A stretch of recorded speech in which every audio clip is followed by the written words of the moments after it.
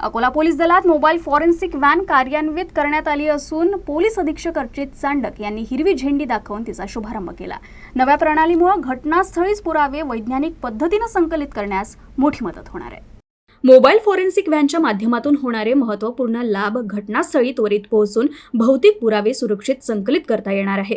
पुरावे शास्त्रीय पद्धतीने संरक्षित करून चेन ऑफ कस्टडी कायम ठेवता येईल। घटनास्थळाची फोटोग्राफी, व्हिडिओग्राफी व सीन मॅपिंग व्यवस्थितरित्या करता येईल। रक्त, केस, तंतू, धूळ, बोटांचे ठसे आदी जैविक नमुने घटनास्थळीच घेता येईल।